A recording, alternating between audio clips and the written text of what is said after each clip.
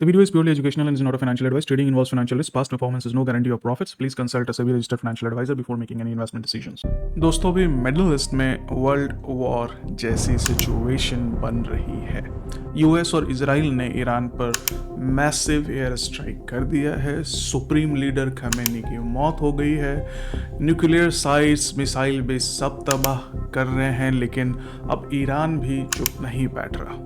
उन्होंने 5-6 gulf countries पे missiles दाग दिए हैं। इजराइल और यूएस अलाइज पे वो कहर बरपा रहा है और ट्रंप फाइनली अब बोल रहे हैं कि 4-5 हफ्तों में ये ख़त्म हो जाएगा। लेकिन सवाल है, क्या ये सच में जल्दी स्टॉप होगा?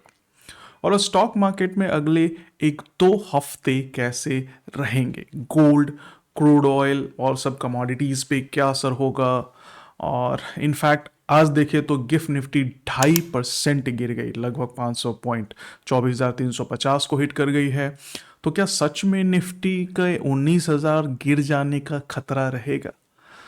इंडियन स्टॉक मार्केट में इसका असर क्या होगा? कौन कौन से स्टॉक्स बढ़ सकते हैं और कौन कौन से स्टॉक्स गिर सकते हैं? कौन से सेक्टर पे सबसे ज़्यादा असर पड़ेगा? कॉल पुट की क्या स्ट्रैटेजी होगी? चलिए सब कुछ एक ही वीडियो में समझते हैं। पैसा बनाना है तो ध्यान से देखना होगा। Let's focus on what matters. देखिए, मेरे पर्सनल व्यू में ट्रंप ने सोचा कि भाई चेस में जो क्वीन है उसको मार दो और जीत पक्की। ठीक वैसे जैसे वेनेजुएला में हुआ था, मुदुरो को कैप्चर किया और resign change. But instead of liberating Venezuela, now US is managing the country. भाई साहब, सब तेल का खेल है। एनीवेज, बट ईरान में ऐसा नहीं हुआ। सुप्रीम लीडर खमेनी की किलिंग के बाद भी वॉर नहीं रुका और इनफैक्ट इंटेंसिफाई हो गया। अब ऐसे में ग्लोबल इकोनॉमी पर असर होगा और अनसर्टेनिटी भी बढ़ेगी। इस वॉर के रिजल्ट्स डिवास्टेटिंग होंगे अगर ये जल्दी नहीं रुका तो। वैसे यूके, फ्रांस, रशिया, चाइना ने पार्टिसिपेट करने से मना कर दिया है, सो वर्ल्ड वॉर 3 के चांस कम है।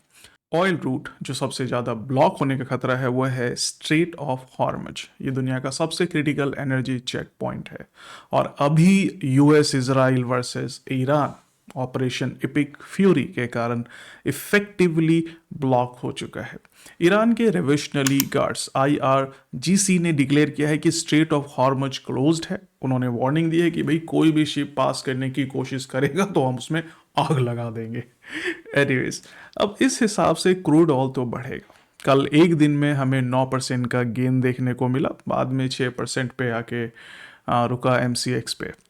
एक एस्टिमेट लगाया जा रहा है कि अगर वॉर 2-3 हफ्ते चल गई तो क्रूड $100 के पास हो जाएगा, मतलब 40 से 50% का गेन हो सकता है क्रूड में। वैसे वॉर लंबा चलने पर oil rich countries start selling oil at half the price. सही सुना आपने, यानी कि वॉर को फंड करने के लिए ईरान भी ऐसा कर सकता है। तो never trade crude oil without SL। अब क्या और गोल्ड के रेट भी बढ़ने के चांस है? देखिए, गोल्ड इंटरनेशनल मार्केट में अभी ऑल टाइम हाई के पास चल रहा है, जो कि था लगभग $5597 पर आउंस और अभी है लगभग 5315 इस वीडियो बनाने तक, 3 मार्च 2026 को। देखा जाए तो गोल्ड एक साल में ऑलरेडी 100% से ज़्यादा बढ़ चुका है। ऐसे में गोल्ड में वॉलेटिलिटी रहेगी, पर अपसाइड पोटेंशियल मेरे को 5-8% से ज़्यादा का देखने को नहीं लग रहा है। Gold is near its supply zone, गिर भी सकता है।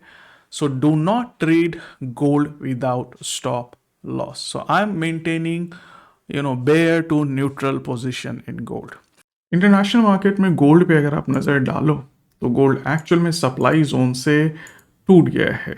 ये देखिए, ये ऑलमोस्ट अपने सप्लाई जोन से टूट गया है, हिट कर कर करके ऑलमोस्ट ये नीचे आ गया। पहले भी हमें बहुत बड़ी सेलिंग देखने को यहाँ पे मिली and at the same level price hits. यहाँ पे अपन को इन्वर्टेड हैमर बनाया है इसने या पिन बार बनाया है और उसके बाद अपन को यहाँ पे बेरिश इनगल्फिंग देखने को मिली है और बहुत बढ़िया आज प्राइस जो हमारा टूटा है लगभग 2.74%। इन अ वॉर लाइक सिचुएशन अगर गोल्ड इतना ज़्यादा टूट रहा है तो डेफिनेटली गोल्ड अंदर से अभी बहुत कमज़ोर है, वरना वॉर के टाइम में गोल्ड बढ़ता है। तो अंदर से बहुत कमजोर है, हमें और बड़ी गिरावट देखने को मिल सकती थी, बट शायद वॉर ने इसको संभाल लिया। चलिए एक नज़र हम जो है सिल्वर पे भी डालते हैं। Now same is happening with silver. Silver was also at their supply zone. अब ये क्या है, हाई लिक्विडिटी एरिया। ये सप्लाई जोन नहीं है, but is high liquidity area, हमें ये पता होता है। तो ये हाई सप्लाई एरिया है। तो देखो जब रेजिस्टेंस ब्रेक होता है तो सारी दुनिया बाई करती है, ठीक है। और इसी तरह जिन्होंने शॉर्ट किया होता है, ठीक है, वो अपनी कवर करने के लिए भी बाई करते हैं। तो बहुत ज़्यादा यहाँ पे बायर होते हैं। तो जो मार्केट प्लेयर्स हैं, बड़े बिग मनी हैं, they find this area to short sell very lucrative. मतलब उनको ये बहुत पसंद होता है, इसलिए यहाँ पे ज़्यादातर सेलिंग जो होती है मार्केट मेकर्स की वो बनती है। और वही हुआ यहाँ पे, प्राइस क्या है, प्राइस हिट हुआ और सिल्वर नीचे चला गया। अब जो सिल्वर नीचे जाएगा, you will see further more fall. You may see price going below 71 का लेवल और 70 का level in near future. MCX पे यही 2,27,000 के आसपास का लेवल है, 26,000 का है। तो अब आगे इसको टूटता हुआ आप देखेंगे। चलिए थोड़ा सा इकोनॉमी और सेक्टर और स्टॉक मार्केट पे इम्पैक्ट को भी समझ लेते हैं इस वॉर के। देखिए लेट्स अंडरस्टैंड फर्स्ट की इकोनॉमिक इम्पैक्ट ऑन इंडिया। देखिए स्ट्रेट ऑफ हॉर्मुज को बंद कर दिया गया है। इंडिया का 40% ऑयल इसी रूट से आता है। अब इससे इंपोर्ट बिल तो बढ़ेगा इंडिया का, and it will potentially widen the current account deficit by 0.5% to 1% of GDP if price sustained above $80 पर बैरल। अभी लगभग 74 के आसपास चल रहा है ना। रुपया डॉलर के मुकाबले लगभग 51 के पार चला गया है, और इसमें इससे और गिरावट आ सकती है। हो सकता है 92 95 तक चला जाए। तो जो फॉरेक्स ट्रेडिंग करते हैं रुपए में, वो लॉन्ग कर सकते हैं। Core inflation is currently around 3%, and that could also rise. Now तेल महंगा होने से ट्रांसपोर्टेशन, मैन्युफैक्चरिंग और कंज्यूमर स्पेंडिंग पर असर पड़ेगा। GDP ग्रोथ 0.2 से 0.5% तक इसमें कमी आ सकती है। नाउ FIIs में एक्सेलरेट आउटफ्लो फ्रॉम इंडिया, ऐसे ही जा रहे हैं और ज़्यादा बिकवाली भी देखने को मिल सकती है। वैसे देखिए जो सेफ हेवन्स हैं वहाँ पे पैसा आता भी है, तो इसमें थोड़ा सा 1-2 दिनों में बहुत अच्छी क्लैरिटी आएगी, क्योंकि इंडिया पार्टिसिपेट कर नहीं रहा है वॉर में। तो देखते हैं। वैसे आज गिफ्ट निफ्टी मैंने बोला कि 2.5% गिर गई, 500 पॉइंट। तो हमारी तो होली लाल रंग की बन गई। अब समझ लेते हैं कि जो सेक्टर स्पेसिफिक इम्पैक्ट है वो क्या रहेगा। देखिए ऑयल एंड गैस पर इम्पैक्ट नेगेटिव रहेगा। Higher crude cost will squeeze refining margin, and freight and insurance premium will rise due to gulf disruption. तो oil marketing companies like HPCL, BPCL will be down further. Upstreaming players like ONGC में gain marginally from price hike. Airline aviation पर भी impact negative रहेगा। Jet fuel की कीमतें बढ़ेगी और मुनाफा घटेगा। तो टॉप लूजर्स में भी इंडिगो एंड स्पाइस जेट। देखिए ऑटोमोबाइल भी नेगेटिव रहेगा। Elevated fuel cost will dampen consumer demand, and input cost भी बढ़ेगा, जैसे कि टायर का, पेंट वगैरह वगैरह का। बैंकिंग एंड फाइनेंशियल पर भी मिला जुला प्रभाव देखने को मिलेगा। केमिकल्स एंड एक्सपोर्ट्स भी नेगेटिव रहेगा। Top losers could be PII, NDU, PL, KRBL and other exporting to middle east. Defence sectors stock पर पॉजिटिव इम्पैक्ट देखने को मिलेगा। Geopolitical tensions will boost defence order. India Israel ties में enhance tech transfers. तो defence वाले stock मैंने पहले ही बोला था। IT एंड सर्विसेज पर भी पॉजिटिव इम्पैक्ट देखने को मिलेगा। वैसे तो पूरी IT इंडस्ट्री AI के कारण गिरी पड़ी है, बट चांसेस है कि India is a safe haven as compare to middle east. तो थोड़ा हो सकता है डेटा सेंटर वगैरह इंडिया में ज़्यादा आए, AI में थोड़ा बूस्ट मिले। इंफ्रास्ट्रक्चर इंजीनियरिंग में भी मिक्स्ड रिएक्शन देखने को मिल सकता है। जिनके पास मिडिल ईस्ट के प्रोजेक्ट्स हैं अच्छे खासे, वो that would be delayed. It may impact companies like L&T, KEC, VA tech, but जो डोमेस्टिक है फोकस जहाँ पे काम चल रहा है, दैट विल प्रोवाइड क्वेश्चन। तो अगर ये पूरी लिस्ट आपको चाहिए तो मैं टेलीग्राम चैनल का लिंक डिस्क्रिप्शन में दिया है, वहाँ से आप डाउनलोड कर सकते हैं। देखिए दोस्तों, अगर युद्ध जल्दी खत्म हुआ तो रिकवरी संभव है, लेकिन लंबा चलेगा तो मार्केट में 5-10% की गिरावट पॉसिबल है। देखिए थोड़ा सा चलिए अब टेक्निकल चार्ट को भी देख लेते हैं कि कल का लेवल क्या होगा। चूंकि आज तो मार्केट बंद है, गिफ्ट निफ्टी भी गिरी हुई है, तो लेवल्स हमें सोच समझ के बनाने पड़ेंगे। दोस्तों ये है गिफ्ट निफ्टी का चार्ट। यहाँ पे तो भाई सब लाल है। गिफ्ट निफ्टी 50 इंडेक्स फ्यूचर ये है, क्योंकि मार्केट आज निफ्टी बंद है। और अगर देखें तो कल से आज में भयंकर गिरावट रही, यानी कि कल के क्लोजिंग से देखा जाए तो आज जो लो था वो 3% का था, अब थोड़ा रिकवर हो गया तो 2.3 के आसपास गया है।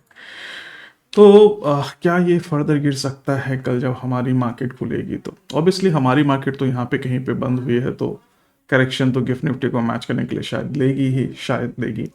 वैसे अगर लॉन्ग टर्म व्यू हम लोग देखें तो ये हमारा सपोर्ट है लॉन्ग टर्म में, विच इज 24,400 के आसपास, 24,400 के आसपास हमारा जो है ये सपोर्ट है, जिस पे प्राइस बाउंस कर रहा है। Now this is gift Nifty. चलिए तो निफ्टी का भी देख लेते हैं। So this is Nifty. Now this is Nifty. Nifty 2 March Monday की। तो अब 2 मार्च मंडे को हमारा निफ्टी, गिफ्ट निफ्टी के हिसाब से हमारा जो है 24,400 के आसपास बनना चाहिए। हमारी निफ्टी पे हमने गिफ्ट निफ्टी का देखा था, तो ये हमारा सपोर्ट बनना चाहिए, which is long term support also. तो थोड़ा अगर नीचे भी करे तो 24,350 के आसपास का है, तो ये एक स्ट्रॉन्ग सपोर्ट रहेगा। इसके अलावा दोस्तों, in a situation of war things are not normal. Technical analysis या फंडामेंटल एनालिसिस बहुत ज़्यादा डिपेंड कर रही होती है न्यूज़ पे, क्योंकि एक पल में न्यूज़ आएगी कि भाई नया लीडर मर गया, या किसी और कंट्री ने ज्वाइन कर लिया वॉर में, या फिर यूएसए वॉक ऑफ कर गया। तो हर पल न्यूज़ सेंसिटिव हो जाती है मार्केट। तो इस सिचुएशन में आप नेकेड पोजीशन मत लें कि भाई गिरेगा ही निफ्टी तो शॉर्ट कर दो, ठीक है। और आज जो वर्ल्ड सिनारियो है, इसमें जो क्लोज कॉम्बैट्स हैं, जैसे US, Russia Ukraine regional wars हैं, ये एक डिफरेंट सिनारियो है, but with Iran the scenario is different. तो the market will be highly sensitive, तो बिना स्टॉप लॉस के काम ना करें। दूसरा हमारे पास है, अगर फिबोनाची करेक्शन की माने रिट्रेसमेंट की, तो हमारा 50% का लेवल लगभग आ रहा है 24,200 के आसपास, विच इज़ अ स्ट्रॉन्ग लेवल। और उसके बाद जो हमारा दूसरा लेवल आ रहा है वो आ रहा है 24,350 के आसपास। अब इस हिसाब से जो लोग कह रहे हैं कि Nifty will go to 19,000, which means कि बॉस हमारा जो ये लेवल है 22,000 का, which is a very strong level, ये टूटना चाहिए, ठीक है। जो कि हमारा यहीं से 2025 में हमारा प्राइस बढ़ना चालू हुआ था, और पूरे साल भर में इसने हमें जो गेन दिया वो 20% के आसपास का गेन दिया पूरे साल भर। यानी कि फरवरी 2025 से अगर मार्च अभी दिसंबर 2025 तक कोई होल्ड करता तो he could have seen gain of 20% in a year. अगर लॉन्ग टर्म ट्रेंड को ऑब्जर्व किया जाए 2020 से जो हमारा ट्रेंड बन रहा है, तो उस हिसाब से हमारा प्राइस फिलहाल ट्रेंड लाइन के ऊपर भी है। तो this trend line could work as a support, but चूंकि गिफ्ट निफ्टी गिरी हुई है तो ऑब्वियसली कल मार्केट खुलेगा तो पॉसिबिलिटी है कि वो एक बार ही तो नीचे जाए, फिर बाद में भले बाउंस कर जाए, बट एक बार ही तो नीचे जाएगा। And then you may see recovery, but if the war intensifies, then the next level would be around 24,200, and then we have around 23,650. तो इतना तो हम जो है कमिंग वीक के लिए टारगेट रख सकते हैं। If the market falls further then 23,650 at max,